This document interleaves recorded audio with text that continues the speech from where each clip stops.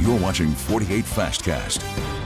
All right, y'all, 7:01. Thanks for waking up with us on this fine Friday. Finally Friday. We made it, my friends. Almost there. The weekend in sight. Yes, and a lot of great things happening this weekend. You got Friday Night Football tonight. You got the Havoc back on home ice again. And Madison City Classic, just a great weekend overall. Friday good, Saturday good, Sunday not so much. That's your forecast right there in a nutshell. This is tomorrow. Look at our afternoon temperatures. Might be the last day that we actually see some low to maybe even mid 70s. Definitely a cooler looking 10-day forecast, and we'll get to that in a couple of minutes here, but the clouds will continue to build in as we go through Saturday evening, and this is what we start off with on Sunday morning. Sunday now a 48 first alert weather day. This is not for a threat of severe weather. This will be periods of moderate to heavy rainfall. We'll have temperatures in the morning in the mid to upper 50s, and those temps will actually start to fall as we go through the day. But the rainfall becomes pretty widespread, could be heavier at times with the gusty wind from the southeast. We're anticipating some wind gusts about 20 to 30, maybe up to 35 miles per hour. But the rain does track off to the east as we go into Sunday evening. I'm just saying the better of your two weekend days is certainly going to be Saturday. This is inconvenient, but it is beneficial rainfall. Looking at 1 to 2 inches of rain. Temperatures on this Friday morning are starting off in the upper 30s to mid 40s. This is your 48 First Alert Road Report, sponsored by Bankston Motorhomes. Now, 'tis the season for strange and spooky, and this is a strange morning commute that it's so clean out there. There is a minor accident right now that just was reported.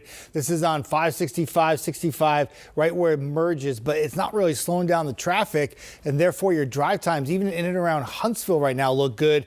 I mean, there are no delays at all right now. Driving in from Athens will take you the typical 36 minutes. Jonathan? All right, thanks, Jeff. Well, authorities in Colbert County are investigating after a construction worker was killed after falling off a building. The Colbert County Sheriff's Office says this happened on Denton Road in Tuscumbia yesterday. Authorities say the man was putting a metal roof onto the building at the time. Now, his identity has not been released. A Limestone County man has been arrested after deputies say he stabbed another man in the front yard. Now, a witness we spoke with says that this all started when Long wanted to borrow the victim's motorcycle. Now, this is David Long here that you're looking at. The witness said Long took the motorcycle despite being told no. That's when he says Long came at him with a weapon. And Long is facing charges of aggravated assault with a knife, using a false identity, and attempting to elude police. No word on the victim's condition this morning. A Priceville police officer was involved in a wreck while responding to a service call. Alabama law enforcement agency officials say this happened on I-65 near Bethel Road Tuesday night. Priceville Police Chief Jerry Holmes says the officer lost control while responding for backup. The officer hit a cable barrier after losing control. No one was hurt. This morning, deliberations in a Morgan County murder trial are set to continue. The suspect in the case is claiming he shot his friend in self-defense. Spencer Harwell is accused of shooting and killing Frankie Smith.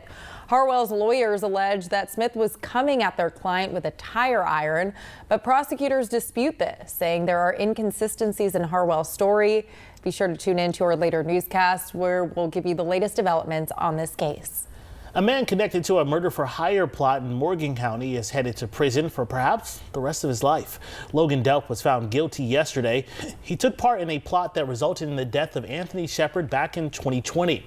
It took the jurors only 20 minutes to find Delp guilty. 4 others are also accused of taking part in this plot, but Morgan County prosecutors have said Delp is the one who pulled the trigger. Investigators say he was hired by Jacqueline Scoose, the mother of Shepard's child. Scoose is also one of the other suspects who's been charged. Shepard was killed on the day he was supposed to appear in court for a child custody case. Well, if you're a Huntsville Havoc hockey fan, the time is now. The team will be back on the ice for their first home game tonight. We share more about the impact the Havoc has on our area ahead.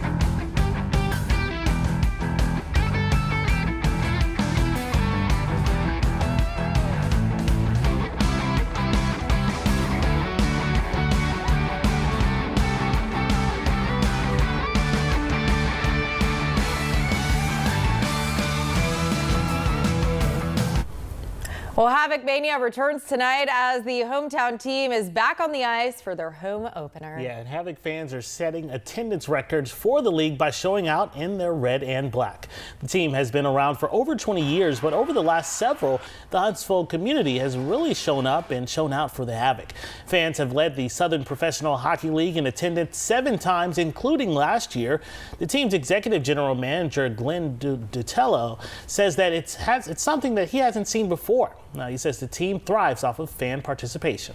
I think a lot of teams have sellouts, but to do it consecutively as long as we've been doing it, and really just maybe in a market too that people wouldn't expect it, I think makes it even more unique. But it's something that we're excited about. We certainly don't take it for granted. Our goal is to sell out every game, and we hope our fans continue to show up and cheer our team on the way they have the last couple of years.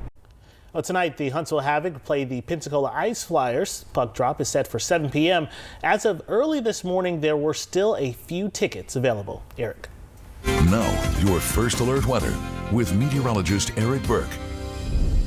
Ready for another exciting evening and season of Havoc hockey. Always an intimidating place for other teams to come when they're visiting, and hope they pick up a big W on their home opener.